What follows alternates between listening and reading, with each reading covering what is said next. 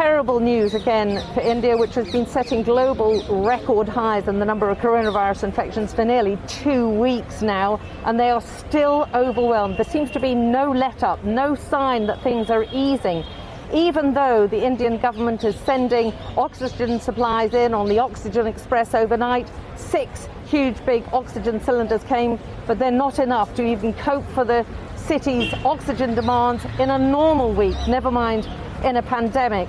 A lot of families, a lot of relatives warning that their sick relatives are dying for lack of oxygen, even when they don't have coronavirus. The doctors here telling us that this is a crisis situation and the international community needs to do much more to help. They need the international community to deal with this as a major disaster.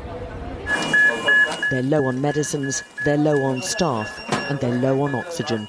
Put that SOS, okay, they're sending it, okay, on the SOS number that 400, just lock it saying that we are desperately in need in less than 1 hour and our pressures are dropping. Dr. Sumit Ray spends the entire time we're with him in the intensive care unit, caring for his dangerously ill patients, whilst also ringing round for oxygen. And right now levels are perilously low. It's a constant struggle. Till last night, 2:30 at night, I was struggling for oxygen. And again, from morning. It is not about being let down. It is a collapse. You know, we do not have time to feel sorry for somebody else. We are losing patients here. And it is not a hidden factor. It is there. Everybody knows it. The government knows it. The administration knows it. Everybody knows it. The ICU is so crowded, the doctors and nurses barely have room to move between beds. The only way to get into this unit is if a patient dies.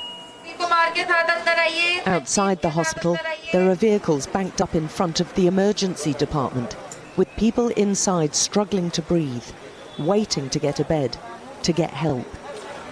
Many are in a terribly weak state by the time they get here, and have often travelled around several hospitals before one will accept them.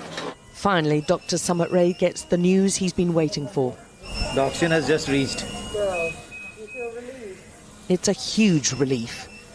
After working the phones for most of the night and most of the day, India's COVID crisis is like being hit by a massive earthquake, he argues, and the country needs a significant government and worldwide response.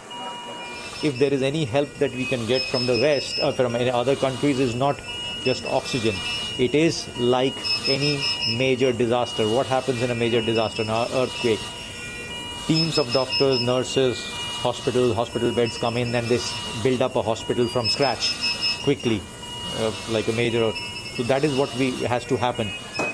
There are some signs the virus may be levelling off in Delhi, but with hospitals so overwhelmed still, the capital and India are not out of the coronavirus catastrophe yet. Alex Crawford, Sky News, Delhi. Hey, thanks for watching our YouTube channel. You should know that you can follow today's top stories and breaking news and catch up on your favorite MSNBC shows all in one place. Download the NBC News app today.